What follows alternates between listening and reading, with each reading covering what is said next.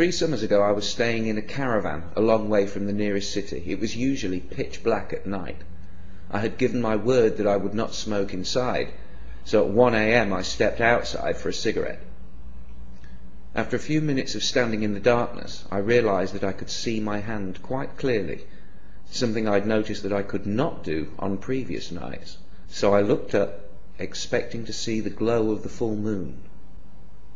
But the moon was nowhere in sight. Instead, there was a long glowing cloud directly overhead. The Romans called it the Via Galactica, the Road of Milk. Today we call it the Milky Way. For those who missed the lesson at school that day, the basic facts are these. Remembering that 1 light year is equivalent to 6 trillion miles, our galaxy has a total diameter of somewhere around 100,000 light years.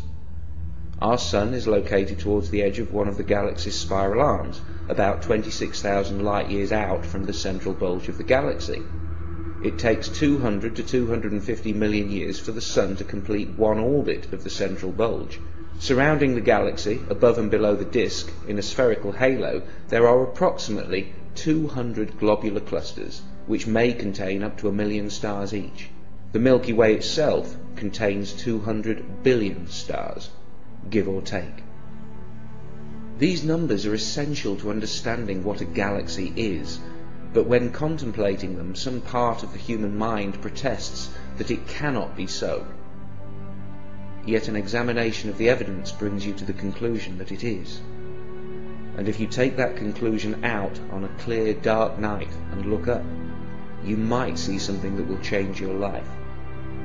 This is what a galaxy looks like from the inside, from the suburbs of our Sun. Through binoculars, for every star you can see with your naked eye, you can see 100 around it, all suspended in a grey-blue mist. But through a modest telescope, if you wait for your eyes to adjust to the dark and get the focus just right, you will see that mist for what it really is. More stars, like dust, fading into what tastes like infinity. But you've got to have the knowledge. Seeing is only half of it. That night 3 years ago, I knew a small part of what's out there, the kinds of things, the scale of things, the age of things, the violence and destruction, appalling energy, hopeless gravity, and the despair of distance. But I feel safe, because I know my world is protected by the very distance that others fear. It's like the universe screams in your face. Do you know what I am, how grand I am, how old I am? Can you even comprehend what I am? What are you compared to me? And when you know enough science, you can just smile up at the universe and reply, dude, I am you.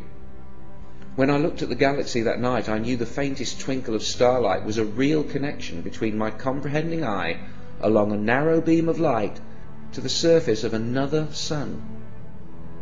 The photons my eyes detect, the light I see, the energy with which my nerves interact, came from that star. I thought I could never touch it, yet something from it crosses the void and touches me. I might never have known. My eyes saw only a tiny point of light, but my mind saw so much more. I see the invisible bursts of gamma radiation from giant stars converted into pure energy by their own mass, the flashes that flashed from the far side of the universe long before Earth had even formed. I can see the invisible microwave glow of the background radiation left over from the Big Bang. I see stars drifting aimlessly at hundreds of kilometers per second, and the space-time curving around them. I can even see millions of years into the future. That blue twinkle will blow up one day, sterilizing any nearby solar systems in an apocalypse that makes the wrath of human gods seem pitiful by comparison. Yet it was from such destruction that I was formed. Stars must die so that I can live. I stepped out of a supernova. And so did you.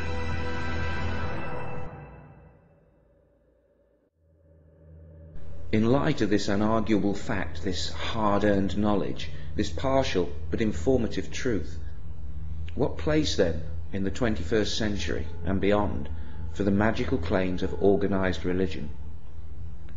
The first religions were primitive by any definition.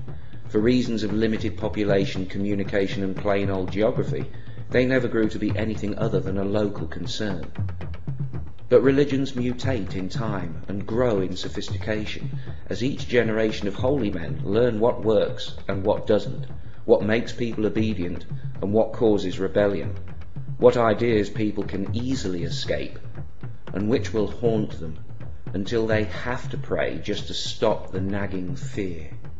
When populations grew, due to the slow but steady growth of knowledge, as if confronted by a bumper harvest, the religions went into an arms race with each other, from gods of wind and thunder and sea.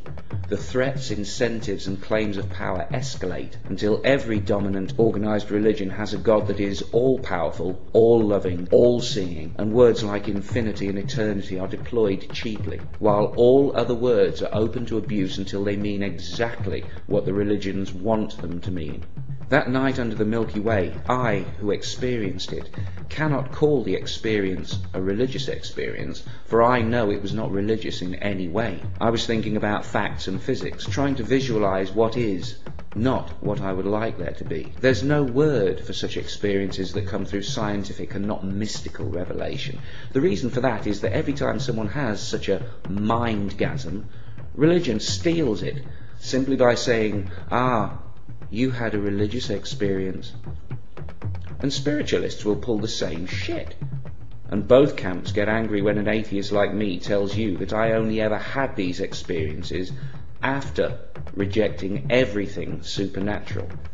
But I do admit that after such experiences, the moments when reality hits me like a winning lottery ticket, I often think about religion and how lucky I am that I am not religious.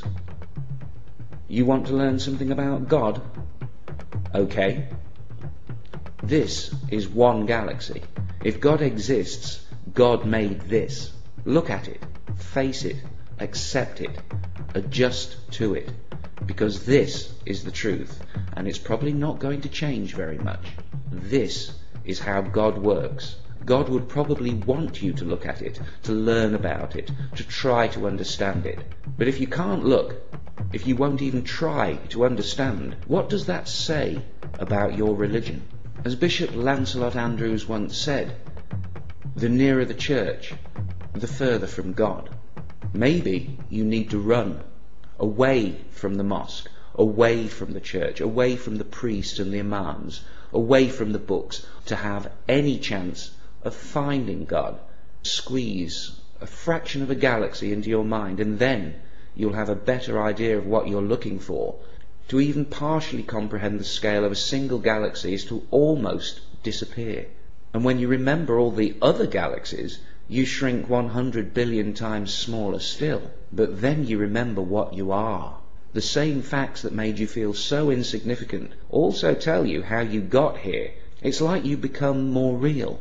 Or maybe the universe becomes more real. You suddenly fit. You suddenly belong. You do not have to bow down. You do not have to look away. In such moments, all you have to do is remember to keep breathing. The body of a newborn baby is as old as the cosmos.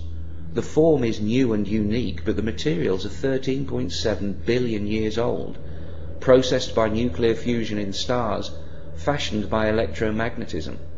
Cold words for amazing processes. And that baby was you, is you.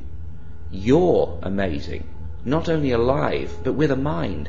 What fool would exchange this for every winning lottery ticket ever drawn? When I compare what scientific knowledge has done for me and what religion tried to do to me, I sometimes literally shiver. Religions tell children they might go to hell and they must believe, while science tells children they came from the stars and presents reasoning they can believe. I've told plenty of young kids about stars and atoms and galaxies and the Big Bang, and I have never seen fear in their eyes, only amazement and curiosity. They want more. Why do kids swim in it and adults drown in it. What happens to reality between our youngest years and adulthood?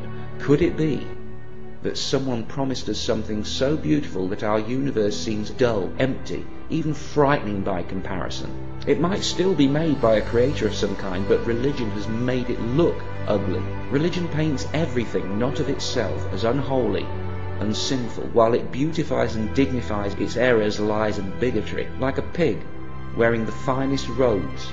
In its efforts to stop us facing reality, religion has become the reality we cannot face. Look at what religion has made us do to ourselves and to each other. Religion stole our love and our loyalty and gave it to a book, to a telepathic father that tells his children that love means kneeling before him. Now, I'm not a parent, but I say that those kids are going to turn out messed up. It cannot be healthy for a child or a species. We were told long ago, and for a long time, that there was only the earth, that we were the centre of everything. That turned out to be wrong. We still haven't fully adjusted. We're still in shock. The universe is not what we expected it to be. It's not what they told us it would be. This cosmic understanding is all new to us, but there's nothing to fear. We're still special. We're still blessed. And there might yet be a heaven. But it isn't going to be perfect, and we're going to have to build it ourselves. If I have something that can be called a soul that needed saving, then science saved it from religion. Some people find it really very depressing that the universe can only support life for another 30 billion years. 30 billion years. Are you fucking kidding me?